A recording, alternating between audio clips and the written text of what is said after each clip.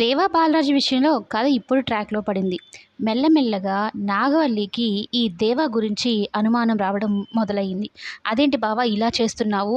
వాళ్ళు మనకు శత్రువులు. శత్రు శేషం లేకుండా అందరిని చంపేసుకోవాలి కానీ, సత్యం చంపేసి ఆ కేసు బాలరాజు మీదకేస్తే వాడు కోర్టుల చుట్టూ తిరుక్కుంటున్నాడు. వాడు ఇప్పుడు బెయిల్ ఇప్పించుకున్నాడు. ఇప్పుడు నిర్దోషిగా బయటకి రావడం కూడా జరుగుతూ ఉంది. వారం రోజులు గడువిచ్చారంటే ఏమని అర్థం? కోర్టు నమ్మినట్టే కదా!" అన్నట్టు మాట్లాడుతూ ఉంటాడు.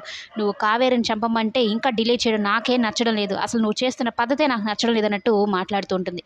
మా అక్కని చంపిన వాళ్ళు నా కళ్ళ ముందరే తిరుగుతూ ఉంటే అది చూస్తూ నేను తట్టుకోలేకపోతున్నాను అనేది అంటూ ఉంటే ఒక్కసారిగా ఈ దేవాకి గుండెల్లో గుణపం దింపినట్టయిద్ది. ఎందుకంటే వాళ్ళ అక్కని చంపేసింది ఇతగాడే కదా! అలాంటప్పుడు నిజం తెలిస్తే ఈ నాగవల్లి నన్ను చంపేస్తుంది. ఇప్పుడు ఏం చేయాలి? ఇప్పుడు నేను ఇన్ని రకాలుగా తప్పించుకుంటూ ఉన్నాను. నా కోరిక కావేరి విషయంలో దీనికి తెలియదు కదా! అసలు విషయం గాని తెలిస్తే ఇట్లా నేను ఒక ఆడదాన్ని కోరుకుంటున్నాను. ఆడదాని కోసం ఇంత చేశాను. మీ అక్కను కూడా చంపాను అన్న విషయం గాని తెలిసింది అంటే ఏం చేస్తుందో ఏమో అన్నట్టు భయపడుతూ ఉంటాడు. అయితే అటుగా వెళ్తున్నప్పుడే కావేరి, చిన్ని వాళ్ళు కోర్టు నుంచి వస్తూ ఉంటారు. అంటే బాలరాజ్‌కి ఇప్పుడు వారం రోజులు గడువిచ్చారు కదా! ఇక నిర్దోషిగా బయటికి రప్పించాలని సాక్ష్యాలు కావాలి కాబట్టి ఆ సాక్షుల కోసం ప్రయత్నిస్తూ ఉంటే ఇక వీళ్ళిద్దరు కనిపిస్తారు. "ఏమ్మా చిన్ని ఎలా ఉన్నావు? చాలా చిక్కిపోయినట్టున్నావు. అమ్మ లేదు. అమ్మ చచ్చిపోయింది. నానేమో జైల్లో ఉన్నాడు.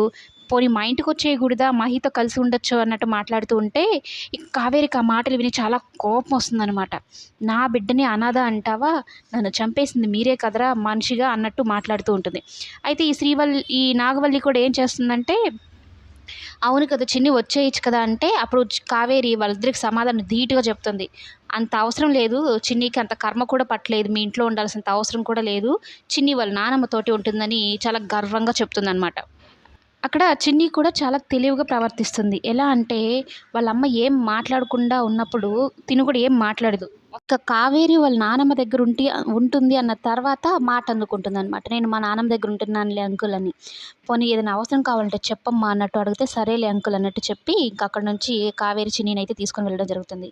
"ఏంటి బావ ఇది అస్సలు నచ్చడం లేదు బావ నాకు. నువ్వు చేస్తున్నది ఏది నచ్చడం లేదు నాకు" అని మాట్లాడుతూ ఉంటే దేవ కంగారు పడుతూ ఉంటాడనమాట. ఇప్పుడు కథలో ట్విస్ట్ ఇవ్వాల్సింది ఇంకా నాగవల్లే. నాగవల్లికి నిజంగానే తెలిస్తే దేవని నాగవల్లి ఖచ్చితంగా చంపి అవతల పడేస్తుంది.